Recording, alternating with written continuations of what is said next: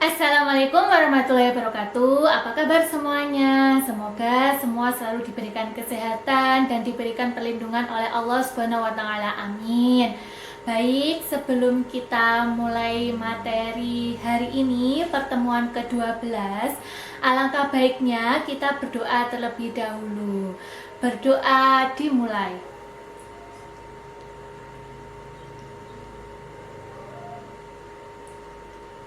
Amin. Berdoa selesai. Baik, teman-teman mahasiswa, hari ini kita akan mempelajari materi mengenai pemahaman nilai kehidupan dalam puisi. Nah, apabila pada pertemuan ke-10 kita membahas mengenai unsur kesejarahan, kemudian pertemuan ke-11 kita mempelajari mengenai unsur sosiopsikologis. Nah, hari ini kita akan mempelajari mengenai pemahaman nilai kehidupan dalam puisi. Nah, ternyata di dalam puisi memang tidak semua puisi ya, tetapi ada beberapa puisi dari karya-karya sastrawan kita itu yang memiliki pemahaman nilai kehidupan. Nah, nilai kehidupan di sini akan banyak sekali. Baik itu nilai kehidupan dari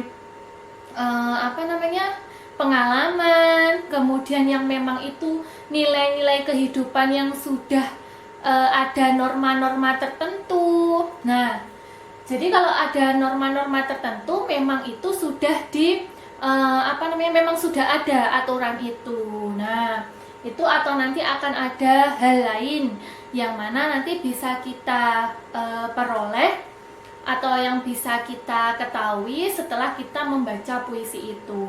Nah, dari judulnya saja pemahaman, sehingga nanti tujuannya ketika nanti teman-teman mahasiswa itu sudah mempelajari ataupun misalnya sudah membaca puisi itu akan memiliki manfaat tersendiri bagi pembaca atau yang menganalisis. Nah, ini ketika sudah paham, maka akan memiliki manfaat. Itu tujuan dari materi kita hari ini. Jadi materi, karena pada judulnya ini merupakan pemahaman, sehingga nanti harapannya bisa berdampak atau bisa memiliki manfaat bagi pembacanya, seperti itu. Nah, ini jadi kata lain dari pemahaman ini, jadi nanti akan apa manfaat dari nilai kehidupan yang bisa kita yang bisa kita ambil seperti itu di dalam puisi, seperti itu ya. Itu pengantar sebelum nanti kita masuk lebih jauh mengenai materi kita yang ini, pemahaman nilai kehidupan dalam puisi. Baik, mari kita masuk materi kita hari ini. Nah, puisi. Apa sih kira-kira menurut kalian puisi itu? Puisi karya sastra, puisi itu misalnya memiliki estetika, kemudian menyenangkan, lalu apa lagi? Puisi itu karya sastra yang ditulis oleh sastrawan maupun penulis-penulis yang memang menggeluti karya sastra, kemudian menciptakan karya berupa puisi seperti itu ya, ataupun berupa lari-lari atau berisi nasihat seperti itu ya. Nah, pada dasarnya atau secara umum puisi itu merupakan keindahan. Nah, tadi saya sebutkan estetika, yaitu keindahan. Keindahan dari puisi itu indah. Pasti puisi itu indah, sehingga akan memiliki manfaat, kemudian amanah bagi pembacanya. Jadi bukan setidak sukanya sih, misalnya katakanlah kurang tertarik terhadap karya sastra, kemudian kurang tertarik terhadap puisi misalnya, tetapi orang yang mendengar meskipun tidak membaca. Misalnya ada orang yang membaca puisi dan puisinya itu dibacakan dengan baik, dengan indah, dengan merdu, pasti orang awam yang mendengarnya itu akan merasakan keindahan dari puisi itu, seperti itu. Dan lagian juga kan banyak toh, misalnya dikemas puisi itu di dalam bentuk lain, misalnya diintegrasikan dengan musik, sehingga di situ terciptalah musikalisasi puisi. Contohnya kan seperti itu. Jadi dipadukan puisi itu dengan musik, sehingga dalam penyajiannya itu lebih menarik, dan itu bisa dijadikan salah satu alternatif untuk mengenalkan puisi terhadap orang-orang awam yang mungkin kurang tertarik atau seperti apa, karena merasa kesulitan untuk mencari maknanya misalnya. Nah, bisa kita padukan dengan musik. Nah, itu mengapa di sini puisi itu merupakan keindahan. Jadi puisi itu pasti indah seperti itu. Karena ya itu bisa dipadukan dengan hal yang lain. Ketika dipadukan dengan musik, karena ada melodi, ada petikan lagu, sehingga akan ada nyawanya puisi itu karena disandingkan dengan musik. Lalu bisa juga misalnya kita sandingkan dengan drama, sehingga drama puisi. Nah, jadi bisa, kita bermain drama dengan mengambil puisi ataupun menyisipkan puisi di dalam drama, itu juga bisa. Nah, itu kan akan lebih menarik. Nah, orang misalnya ketika setelah pentas gitu ya, kemudian kan pasti ditanya, ini kira-kira mengambil judul drama ini dari mana? Kemudian saya terinspirasi ketika saya membaca puisi ini. Lah, siapa yang tidak menyangka ternyata drama yang dipentaskan itu juga menyisipkan puisi-puisi yang sudah dibaca oleh pengarangnya atau sutradaranya itu tadi. Nah, itu kan bentuk lain ya, wadah lain untuk memperkenalkan puisi terhadap orang-orang pada umumnya, seperti itu. Yang selanjutnya, nah, ada kehikman. Jadi tadi saya katakan di awal kalau ada manfaat. Nah, ini hikmah itu jadi hikmah apa yang bisa diambil ketika membaca sebuah karya sastra puisi? Kalau sebelumnya tadi puisi itu merupakan keindahan, ternyata puisi itu pada dasarnya juga memiliki hikmah tersendiri bagi pembacanya, seperti itu. Entah itu bisa puisi itu mempengaruhi pembaca, atau mungkin ya bisa merubah pola berpikir ataupun pola hidup yang dia jalani oleh pembaca itu. Nah, ini hikmahnya itu di situ. Mungkin kalau keindahan misalnya untuk kesenangan karena saya senang membaca puisi, saya merasa gembira, tetapi ada hal lain, yakni hikmah di sini. Biasa jadi ketika orang itu telah membaca puisi, ada beberapa pola pikir atau pola kehidupannya yang diubah setelah membaca sebuah karya sastra puisi itu. Nah, itu bisa seperti itu. Ini konsep dasar dari puisi. Jadi ini kata kuncinya itu ini lebih mudahnya. Jadi pada secara umumnya itu puisi itu ada dua hal ini kata kuncinya, seperti itu ya. Baik, saya lanjutkan. Nih, puisi mampu memberikan manfaat bagi pembaca dalam rangka membentuk pandangan hidupnya. Nah, ini yang sempat tadi saya katakan ya, pada poin kehikmahan tadi. Jadi hikmah apa yang bisa diperoleh ketika seseorang membaca sebuah karya sastra puisi? Ternyata ini bisa membentuk pandangan hidupnya. Jadi kalau tadi saya mengatakan misalnya bisa mengubah pola berpikirnya ataupun misalnya pola hidupnya. Lah, di sini bisa juga membentuk. Kalau mengubah itu kan yang sudah ada diubah menjadi yang lebih baik. Nah, kalau membentuk ini memang ada tujuan tertentu, yang mana membentuk ini dimulai dari yang sebelumnya itu belum ada, seperti itu. Nah ternyata itu ini puisi itu mampu memberikan manfaat. Nah manfaat ini loh, kehikmahan tadi ya, puisi itu kata kuncinya ada kehikmahan. Nah ini manfaat bagi pembaca dalam rangka membentuk pandangan hidupnya. Nah ini ternyata bisa jadi puisi itu digunakan seseorang dalam membentuk pandangan hidupnya, seperti itu. Nah ini kan contohnya misalnya ya apa namanya, di katakanlah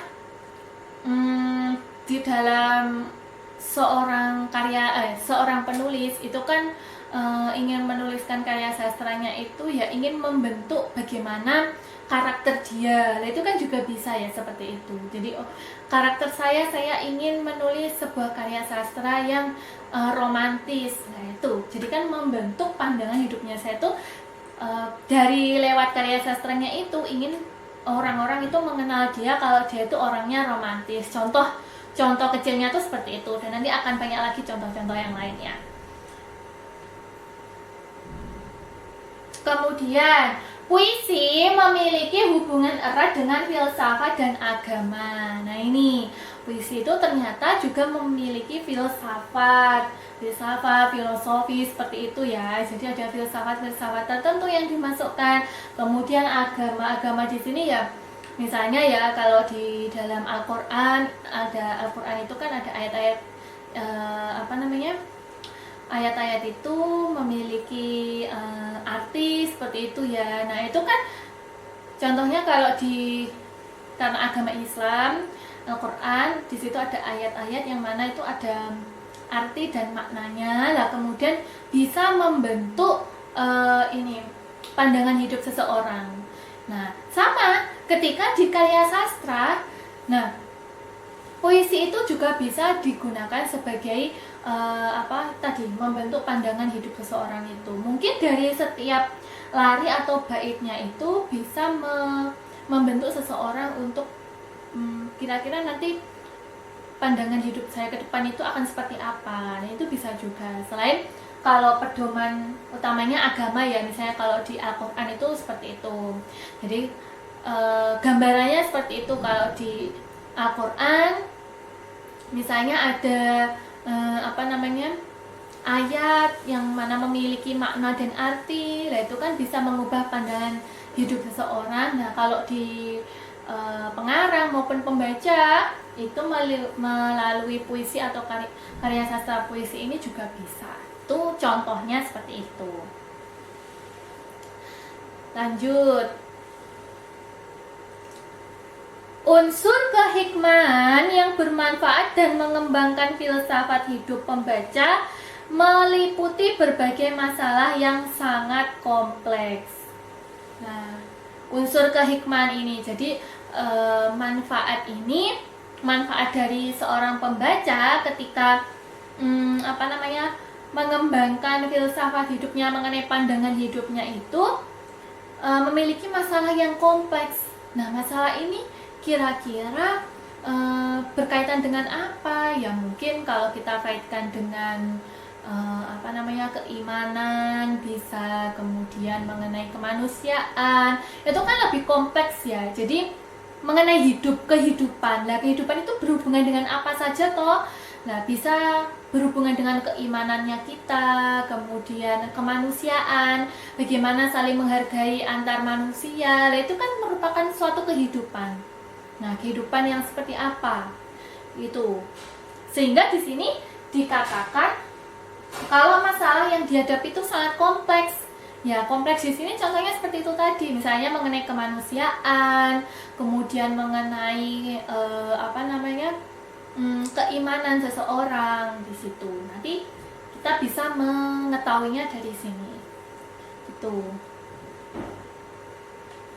Kemudian puisi pada dasarnya mampu menggambarkan problema manusia yang bersifat universal. Nah ini tadi yang saya katakan masalahnya itu kompleks. Jadi problema manusia itu bersifat universal. Ya universal itu ya umum, yang mana masalah-masalah itu juga bisa dialami oleh siapa saja, tidak hanya dialami oleh salah satu orang atau orang-orang tertentu seperti itu. Ini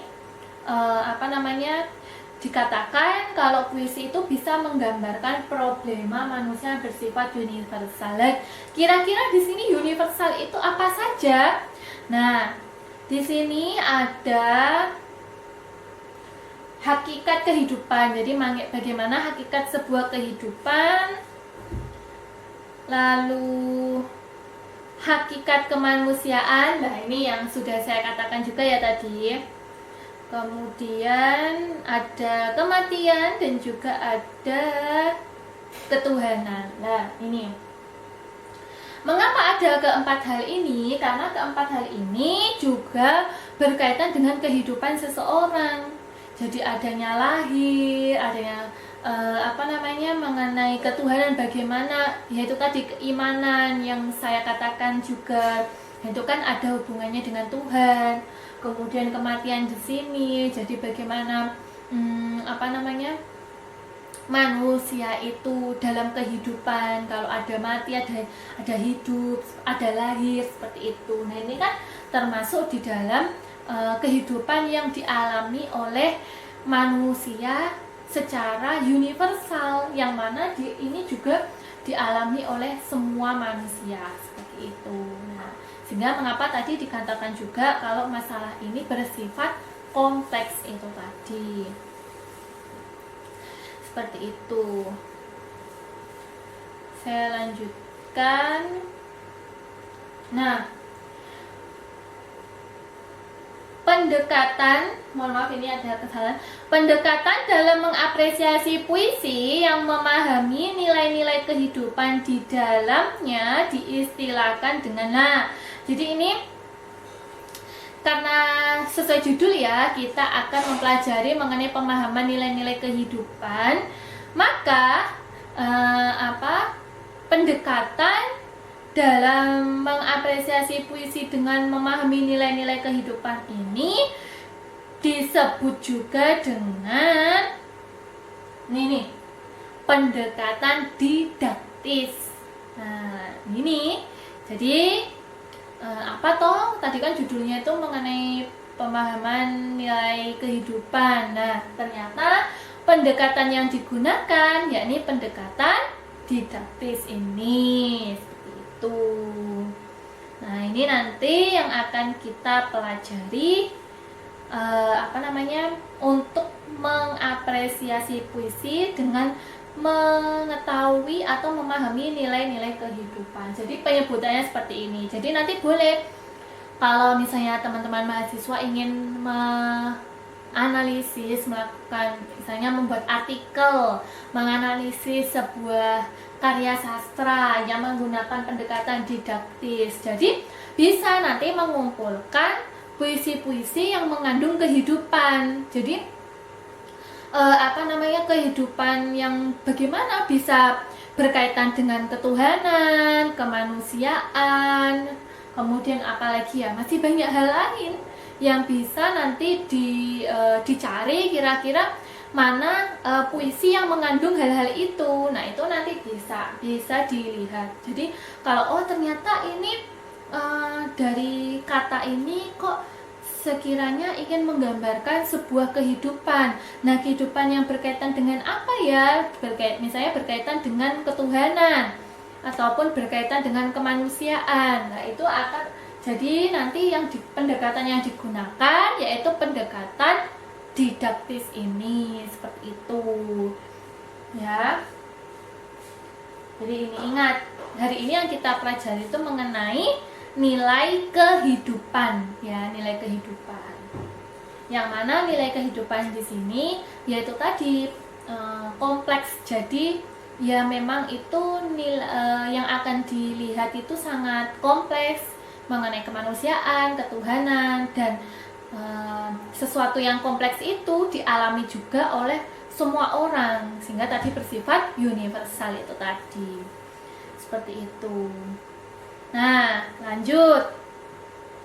Sehingga di sini akan ada tahapan kegiatan yang ditempuh pembaca dalam menerapkan pendekatan didaktis sebagai berikut. Nah, tadi kan kalau kita ingin mengetahui nilai kehidupan dalam puisi menggunakan pendekatan didaktis. Nah, di sini akan saya jelaskan tahapan kegiatan apa saja yang ada di dalam pendekatan didaktis itu. Yang pertama, pembaca berusaha memahami pokok pikiran yang diungkapkan oleh penyairnya serta berusaha mengidentifikasi. Nah, ini pembaca berusaha memahami pokok pikiran. Nah, bagaimana usaha yang akan dilakukan? Ya, tetap seperti yang sudah saya katakan berulang-ulang sebelumnya ya.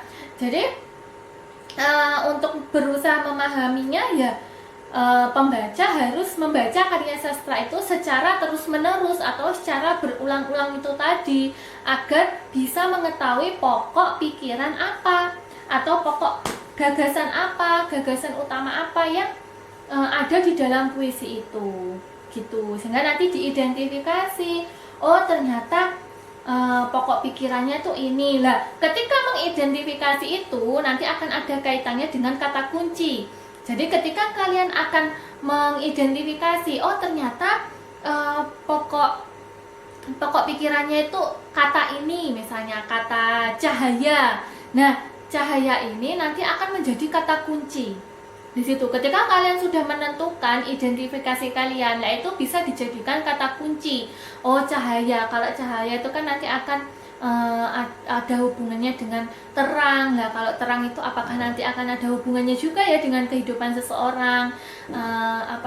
Untuk mengetahui misalnya titik terang suatu kehidupan. Nah, itu kan nanti bisa. Jadi nanti ketika kalian akan menentukan identifikasinya, itu sama halnya kalian juga sudah menentukan kata kunci yang ada di dalam puisi itu. Seperti itu. Lalu tahapan yang kedua, berusaha memahami sikap penyairnya. Nah, ini kira-kira nanti sikap yang yang ditunjukkan di dalam karya sastranya itu seperti apa. Lalu yang ketiga, berusaha menafsirkan dan merenungkan nilai-nilai didaktis yang terdapat di dalamnya. Nah, ini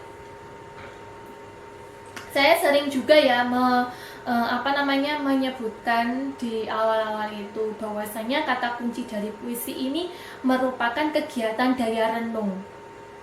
Jadi mengapa orang itu ketika pengarang pun akan menulis puisi itu akan melibatkan daya renungnya. Bahkan pembaca akan mengetahui isi dari puisi itu juga akan melibatkan daya renungnya. Nah itu mengapa di sini pasti akan sering sekali muncul mengenai ini, merenungkan, daya renung, kegiatan perenungan. Itu pasti akan sering muncul apabila kita membahas puisi. Karena memang dalam salah satu kegiatan yang bisa dilakukan di dalam karya sastra puisi yaitu daya renung itu tadi, perenungan, merenungkan itu yang secara umum bisa kita lakukan seperti itu.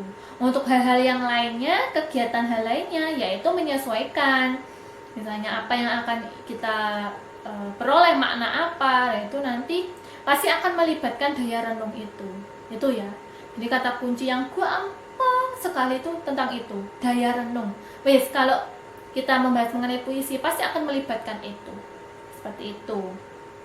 Nah, ini sehingga di sini akan muncul lagi nilai-nilai yang ada yang terdapat di dalamnya. Seperti itu. Ya, ini mengenai tahap kegiatannya. Nanti untuk yang selanjutnya ini akan saya jelaskan mengenai contoh dari pendekatan didaktis. Seperti itu ya. Baik, di sini saya akan memberikan contoh mengenai pendekatan didaktis. Apabila tadi teman-teman mahasiswa sudah memahami ya, mempelajari mengenai pengertian atau penjelasan materi pemahaman nilai kehidupan dalam puisi yang sudah saya jelaskan. Nah, kali ini akan saya berikan contohnya, yakni puisi dari Chairil Anwar. Bisa diperhatikan ya untuk contohnya. Sedikit akan saya bacakan mengenai puisinya. Ada tanganku, sekali jemu terkulai, mainan cahaya di air, hilang bentuk dalam kabut, dan suara yang kucintai kan berhenti membelai. Kupahat batu nisan sendiri dan kupagut. Kita, anjing diburu, hanya melihat sebagian dari sandiwara sekarang. Tidak tahu Romeo dan Juliet berpeluk di kubur atau di ranjang. Lahir seorang besar dan tenggelam beratus ribu. Keduanya harus dicatat, keduanya dapat tempat. Dan kita nanti tiada lagi sawan diburu.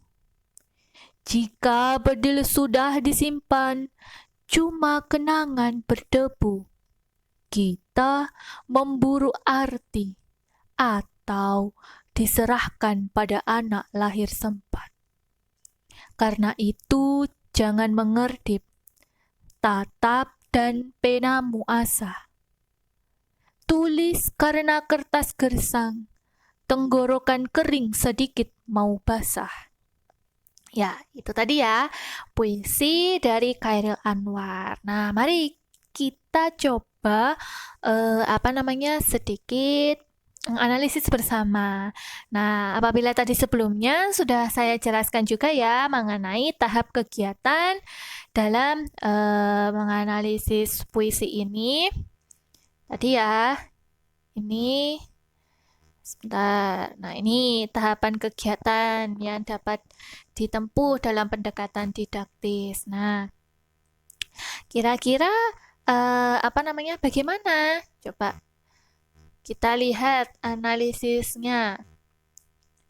Nah, yang pertama, pada langkah pertama, seperti halnya saat kita mengapresiasi lapis makna suatu puisi, Anda harus membaca puisi di atas secara berulang-ulang. Selain itu, harus dengan sambil merenungkan dan menafsirkan gambaran makna yang terdapat di dalamnya. Nah, oleh sebab itu, dalam kegiatan membaca ini, kalian diminta untuk secara keseluruhan.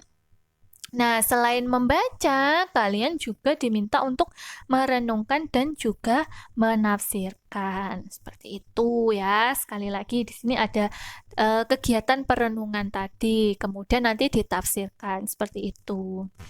Kemudian, langkah berikutnya, pembaca berusaha memahami makna dalam puisi secara intensif, menyeluruh dan mendalam. Nah, ini saya juga sering ya beberapa pada materi sebelumnya bahwasanya ketika pembaca itu ingin mengetahui apa makna, arti, atau isi dalam puisi, lah itu bisa dilakukan secara mendalam. Jadi bentuk analisisnya, kemudian bentuk penafsirannya itu dilakukan secara mendalam. Selain itu juga bisa dilakukan secara menyeluruh. Begitu. Nah, intensif ini ya lebih ke fokus seperti itu ya, khusus seperti itu. Nah, itu mengenai langkah yang selanjutnya. Kemudian, pemahaman makna secara demikian dilaksanakan dengan jalan memahami makna dalam setiap kata atau kelompok kata, memahami makna setiap baris, memahami satuan-satuan pokok pikiran di dalamnya, serta berusaha memahami hubungan antara pokok pikiran yang satu dengan pokok pikiran yang lainnya. Nah, ini di sini kita bisa melihat mengenai pemahaman makna. Jadi kalau pada langkah yang pertama tadi kita itu masih pada tahap membaca ya. Kemudian di tahap yang berikutnya itu lebih mendalam dan secara keseluruhan. Nah, di sini lebih ke pemahamannya. Jadi ini sudah masuk pada pemahaman. Lah bagaimana ketika kita ingin mengetahui isi puisi itu? Pemahaman setiap maknanya.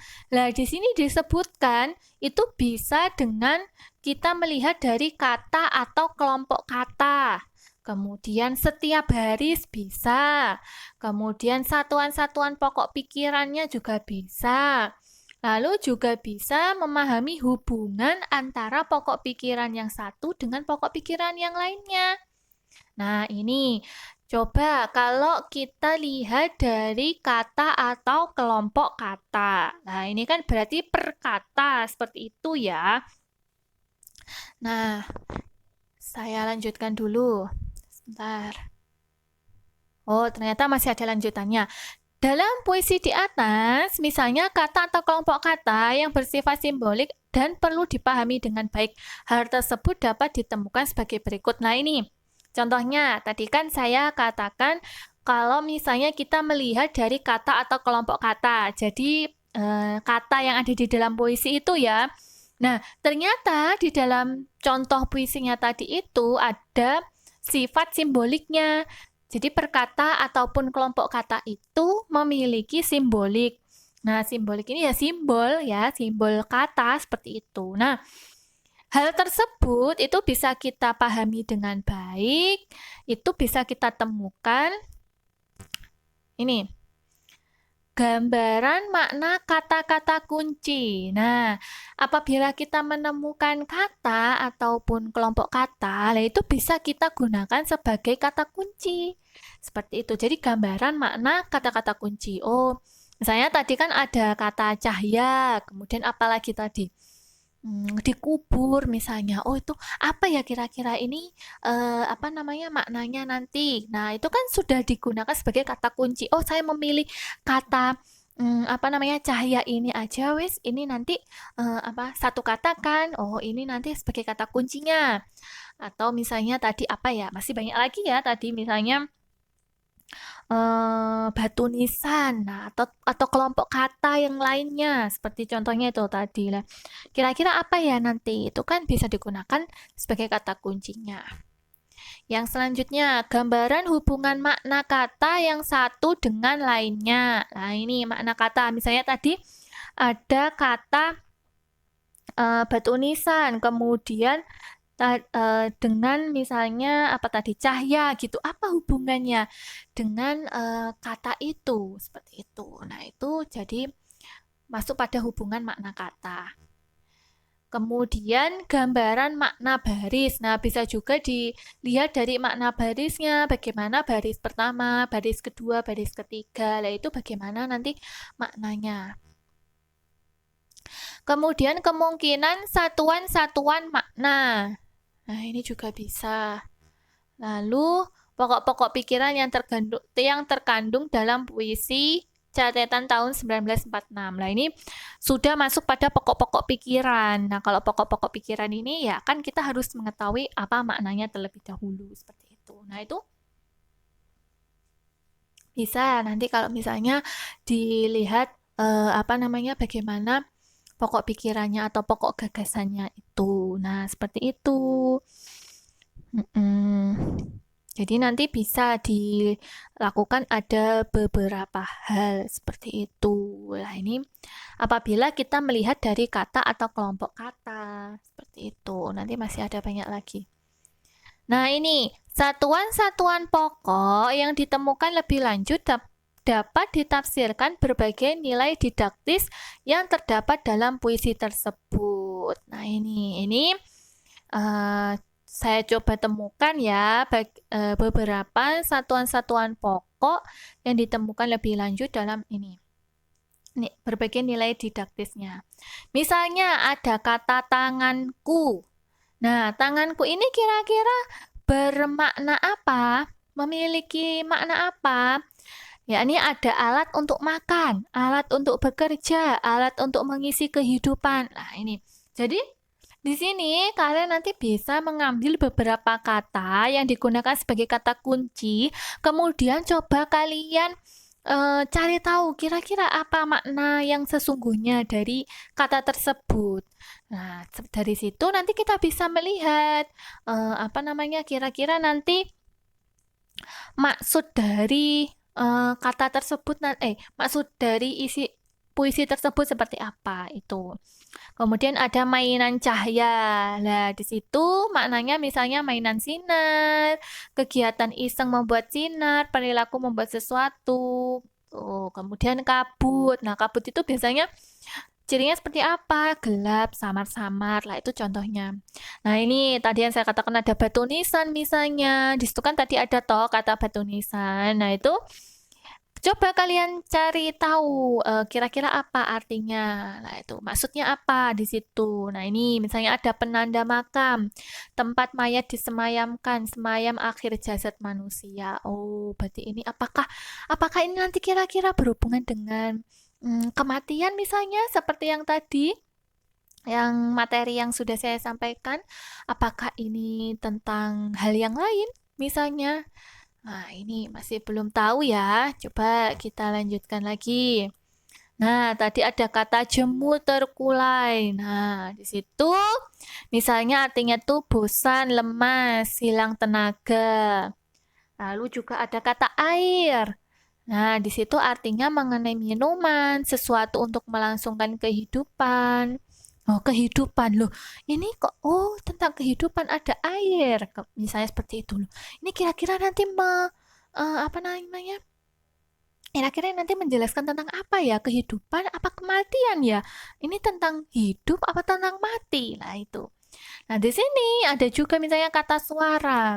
Bunyi, lagu, irama, alun, gerak. Seperti itu. Nah, ini misalnya seperti ini. Nah, kemudian coba kalau kata-kata yang sudah ditemukan ini tadi, coba kalau kita masukkan ke puisinya tadi ya. Misalnya, sebentar. Nih, ke puisinya. Nah, tanganku. Tadi kan tanganku itu kan alat untuk makan, alat untuk mengisi kehidupan. Nah, coba ada tanganku. Tanganku tuh coba kita masukkan arti yang sesungguhnya. Mengenai ada alat untuk mengisi kehidupan. Berarti kan menjadi ada alat untuk mengisi kehidupan sekali. Kemudian tadi kan ada kata jemu terkulai, yang mana artinya itu bosan dan lemas. Nah, jadi coba dirangkai. Apa namanya? Ada juga tadi kehilangan tenaga juga ya. Artinya jemu terkulai itu. Nah, itu coba dirangkai menjadi ada alat untuk mengisi kehidupan sekali akan kehilangan tenaga. Oh, apa ini? Kira-kira apa ini? Kok ada kehidupan, kemudian ada kehilangan. Lah ini sebenarnya apa ini? Ini isi puisinya apa ya kira-kira? Nah, ini. Kemudian tadi ada mainan cahaya. Di situ tadi kan ada mainan sinar, kegiatan iseng membuat sinar, perilaku membuat sesuatu. Nah, coba kita masukkan dari pengertian perilaku membuat sesuatu. Nah, kemudian hilang bentuk dalam kabut. Nah, kabut tadi apa namanya? Misalnya ada gelap samar-samar. Nah, itu coba nanti apa namanya? Dimasukkan di situ. Misalnya, jadinya bagaimana? Perilaku membuat sesuatu di air. Oh, air tadi ada ya, air. Misalnya minuman sesuatu atau sesuatu untuk melangsungkan kehidupan. Oh, kehidupan lagi. Nah, itu coba kita masukkan. Jadi, mainan cahaya diganti dengan perilaku membuat sesuatu. Kemudian air itu diganti dengan sesuatu untuk melangsungkan kehidupan. Kemudian apa namanya? Kabut itu diibaratkan dengan samar-samar. Nah, gitu. Itu caranya apabila kita ingin mengetahui makna pada setiap kata atau kelompok kata. Tuh, contohnya seperti itu ya. Untuk lebih lanjut nanti bisa dicari sendiri. Ini tadi sudah saya jelaskan tahap-tahapnya, kemudian juga caranya. Ini kalau kita mengetahui dari kata ataupun kelompok kata untuk mengetahui bagaimana pokok pikiran yang terdapat di dalam puisi tersebut. Seperti itu. Saya lanjutkan. Nah, nanti akan ada bentuk apa namanya? Secara analisis yang mendalam ya. Karena apa? Ketika misalnya tadi sudah mengetahui ini per kata, bisa nanti kalian oh ternyata contohnya apa ya? Misalnya kita melihat dari kata tanganku. Jangan-jangan wis apa ya? Misalnya mengenai air.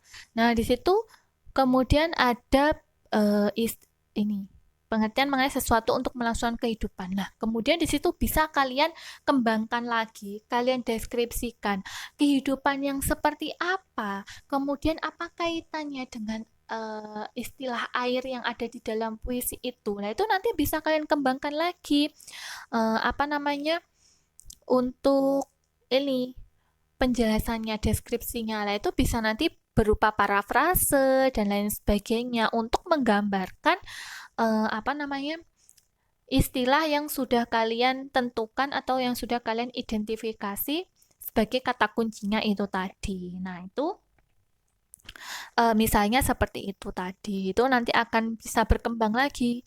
Oh, analisisnya akan seperti ini karena kalian sudah menemukan setiap kata atau kelompok kata yang ada di dalam puisi itu yang digunakan sebagai kata kuncinya. Itu misalnya ingin menggambarkan kehidupan yang bertenaga atau seperti apa dan lain sebagainya seperti itu ya. Nah, dari sini apresiasi totalitas makna puisi Khairil di atas akhirnya dapat disimpulkan bahwa puisi tersebut mengandung beberapa pokok pikiran sebagai berikut. Yang pertama, pokok pikiran sehubungan dengan kehidupan manusia yang keberadaannya tidak abadi. Nah, ini ternyata hubungannya itu mengenai kehidupan yang tidak abadi. Sehingga tadi ada misalnya menjelaskan mengenai kematian seperti itu. Nah, ini manusia suatu saat akan menjadi tua dan mati. Manusia hanya sempat melihat sebagian kecil saja dari apa yang ada dalam kehidupan ini. Kemudian yang ketiga, pokok pikiran sehubungan dengan masalah kematian yang oleh Khairil tetap diungkapkan sebagai sesuatu yang absurd, penuh misteri. Jadi kalau kalian cermati, kalian amati mengenai puisinya, itu ada ungkapan yang absurd, penuh misteri. Jadi masih belum tahu bagaimana kita kehidupan kita itu antara kehidupan dan kematian itu seperti itu. Kemudian yang keempat, semua manusia akan berhadapan dan mengalami kematian, akan tetapi mereka yang mati itu harus kita beri harga yang sama karena mereka juga memiliki hak hidup yang sama. Di sini lebih ke perlakuan ya, seperti itu. Kemudian yang kelima, pokok pikiran sehubungan dengan kehidupan yang oleh manusia harus diisi dan ditingkatkan oleh manusia dengan berjuang dan berusaha secara bersungguh-sungguh. Nah, ini setiap manusia itu memiliki perjuangan dan juga usaha yang sungguh-sungguh. Kemudian yang keenam, perjuangan dalam kehidupan tidak mustahil akan berhadapan dengan penderitaan. Penderitaan itu dengan tabah harus diterima demi meningkatkan nilai keberadaan manusia itu sendiri. Itu mengenai ini apa yang bisa disimpulkan dari puisi Khairil Anwar yang berjudul Catatan Tahun 1946 itu tadi. Nah, ini secara keseluruhannya membahas bagaimana kehidupan dan juga kematian itu. Seperti itu. Saya lanjutkan. Nah, ini mengidentifikasi nilai-nilai kehidupan yang disimpulkan itu apakah berhubungan. Jadi begini, ketika kalian ingin mengetahui tadi kan sudah disimpulkan ya ada keenam hal itu.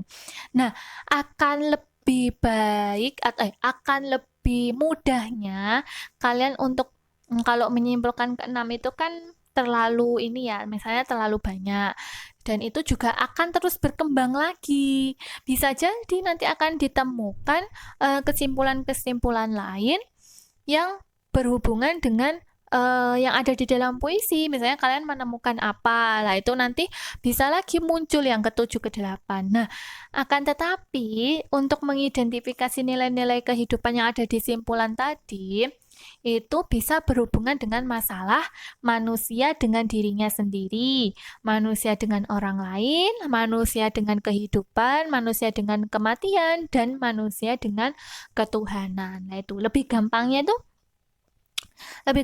di sini. Kita itu bisa menghubungkan masalah-masalah itu dengan kelima hal ini.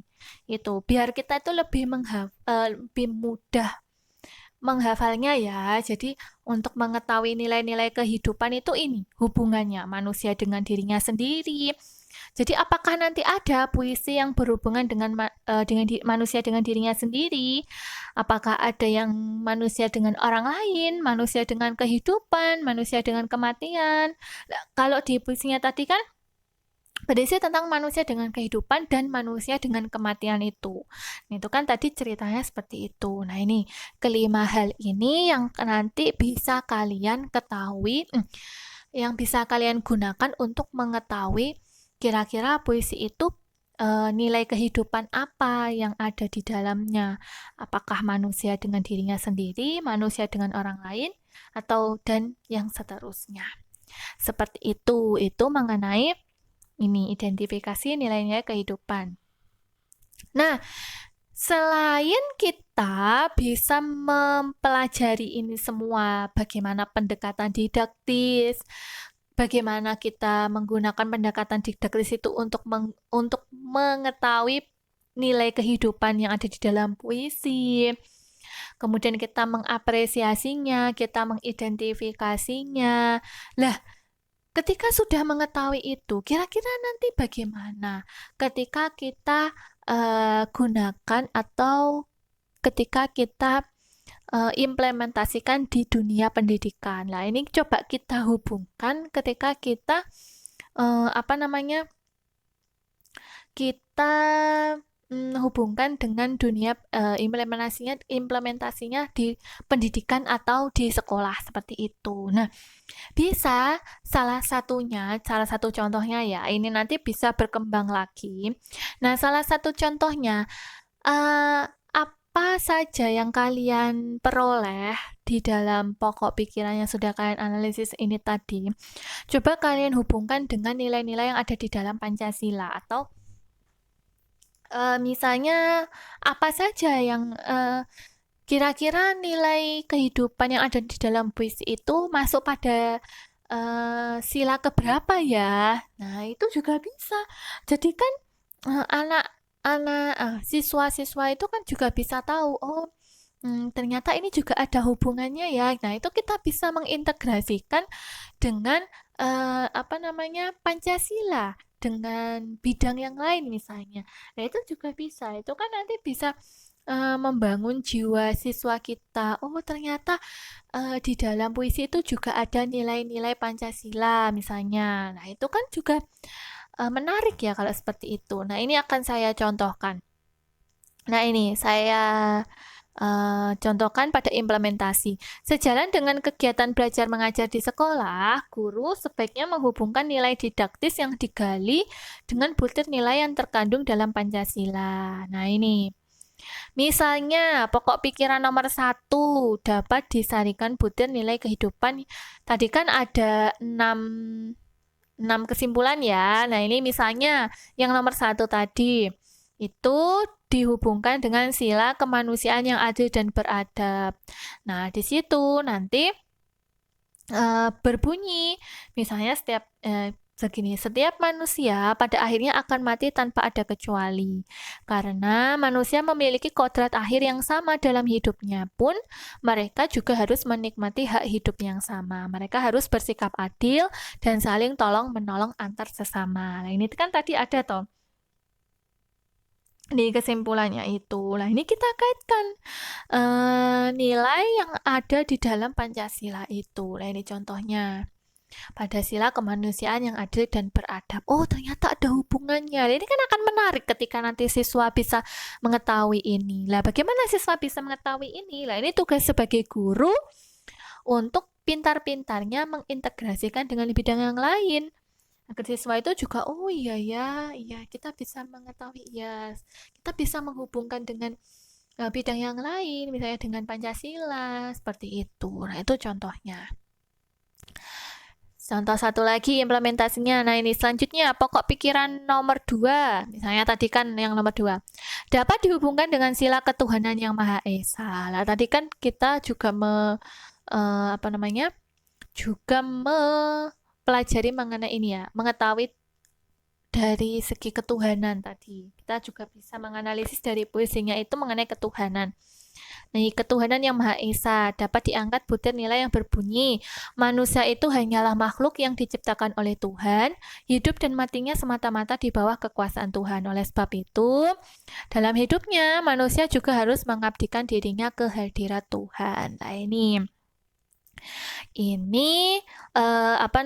juga bisa kita kaitkan tadi, karena kita kan juga mempelajari itu toh, misalnya itu juga mengetahui itu. Seperti itu. Ini implementasi yang bisa dilakukan oleh guru ketika di sekolah dengan mengintegrasikan dengan bidang yang lain. Jadi bisa kita bagaimana bentuk implementasinya analisis ini ketika nanti di sekolah. Lah, bisa kita kaitkan dengan Pancasila itu. Itu salah satunya. Nanti akan ada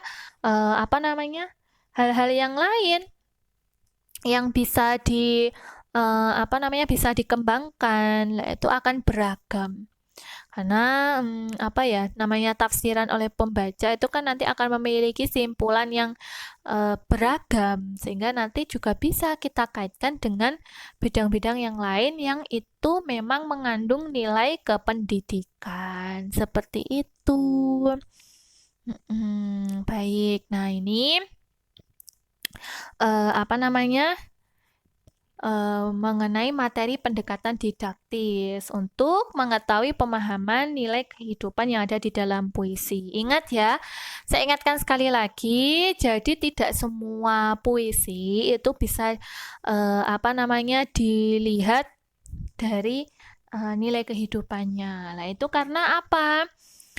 Dalam puisi itu ragam deskriptif serta puisi suasana hati itu kan kalau misalnya dilihat dari pendekatan didaktifnya itu kan akan sulit ditemukan nilai-nilai kehidupannya itu seperti apa. Ya, kalau misalnya puisinya itu merupakan deskriptif suasana hati itu akan sulit seperti itu ketika kita ingin mengetahui nilai-nilai kehidupan. Jadi nanti akan ditentukan terlebih dahulu bagaimana nanti ragam puisi yang akan akan dipilih seperti itu. Kita sesuaikan apakah itu sesuai dengan pendekatan didaktis yang tujuannya untuk mengetahui pemahaman nilai yang ada di kehidupan. Seperti itu. Ya, itu contoh dari ini pendekatan didaktis untuk mengetahui nilai kehidupan dalam puisi. Baik, demikian materi kita hari ini. Semoga apa yang saya sampaikan bisa dipahami dengan baik. Kemudian apa yang kita pelajari hari ini bisa bermanfaat bagi semuanya. Amin. Terima kasih banyak atas partisipasinya. Mohon maaf apabila ada salah kata maupun perbuatan dari saya. Saya akhiri, wabillahi taufiq wal hidayah. Wassalamualaikum warahmatullahi wabarakatuh.